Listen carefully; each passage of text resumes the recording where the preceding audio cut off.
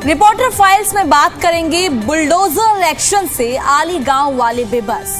दिल्ली के आली गांव में एक बार फिर डीडीए का बुलडोजर गरजा है, जिसमें कई दुकानों मकानों को तोड़ा गया। इस दौरान दिल्ली पुलिस के जवान बड़ी संख्या में मौजूद रहे। अपने आशियाने को ढहते हुए बेबस लोग देखते रहे। ये रिपोर्ट देखिए।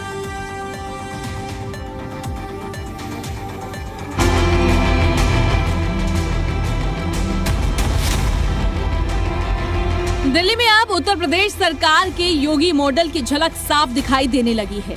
राजधानी के आली गांव में एक बार फिर डीडीए का बुलडोजर गरजा है। इस कार्रवाई में करीब 15 दुकानों और मकानों को तोड़ दिया गया। बड़ी संख्या में दिल्ली पुलिस मौके पर तैनात रही। ग्रैब 3 हटते ही ये डेमोलिशन कार्रवाई देखने को मिली। अपने ही आशियानों को टूटते हुए लोग बेबस निगाहों से देखते रहे। 3 घंटे में कई परिवार बेघर हो गए। दिल्ली के आली गांव में आज अचानक हुई बुलडोज़र कार्रवाई के बाद यहाँ के लोग सख्ते में हैं। यहाँ पर मैं मौजूद हूँ, यहाँ देख सकते हैं दुकानें और मकानों को 2 पोकलैंड और 4 जेसीबी की मशीनों को लगाकर पूरी तरीके से धाराशायी कर दिया है।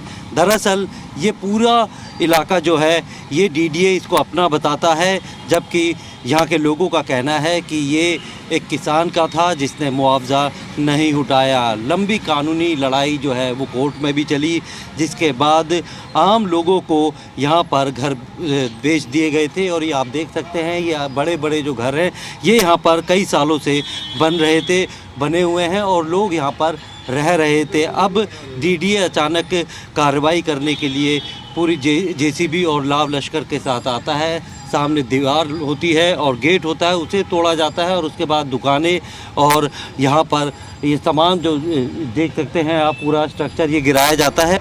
डीडीए का कहना है कि ये जमीन उसकी है, जिस पर अवैध तरीके से अतिक्रमण कर पक्के मकान और दुकानें बना ली गई थी।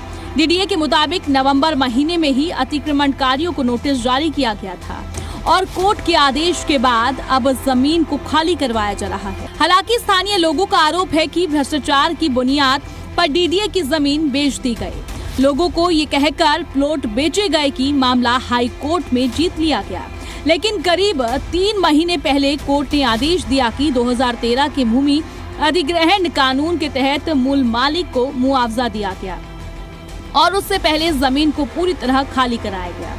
ये जमीन हमने काफ़ी समय पहले ले लिया था और उसके बाद से हम लोग यहाँ पे शिफ्ट भी हो गए थे। यहाँ पे तमाम सुविधाएं भी मुहैया हो गई थी, बिजली पानी जैसी सुविधाएं भी आने लग गई थी। यहाँ पे आप देखेंगे कुछ लाइट पोस्ट भी आ गए हमारे। तो काफ़ी लोगों ने यहाँ पे इन्वेस्टमेंट किया, तो उन्हें देखते देखते हम भी यहाँ पे इन्वेस्टमेंट करना शुरू कर दिया हमने।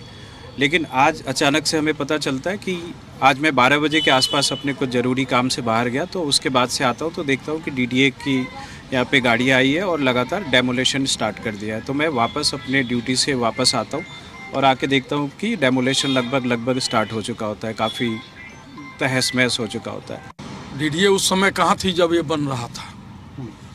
जब ये बन रहा था उस समय एक्शन लेना चाहिए ना।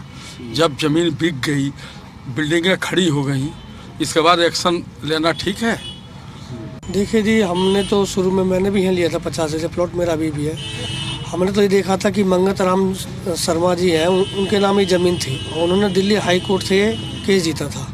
हमने कोर्ट के कागज देखे, उसके बाद प्लॉट लिया था। मगर आज डीडीए अपना दावा दे रही है ज़मीन पे कि हमारी ज़मीन है, पर हमारा तो नहीं लगता कि डीडीए का दावा है इसमें कोई।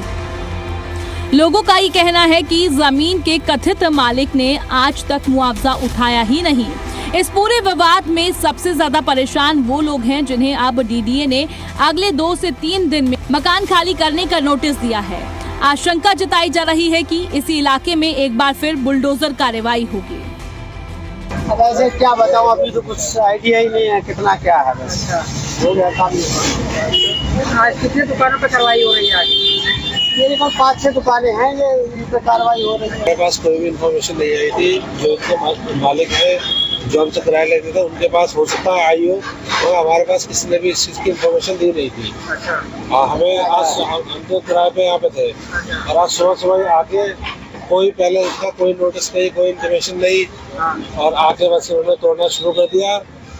जो थोड़ा बहुत समय मिला देख रहे हैं, सामान से फैला पड़ा है।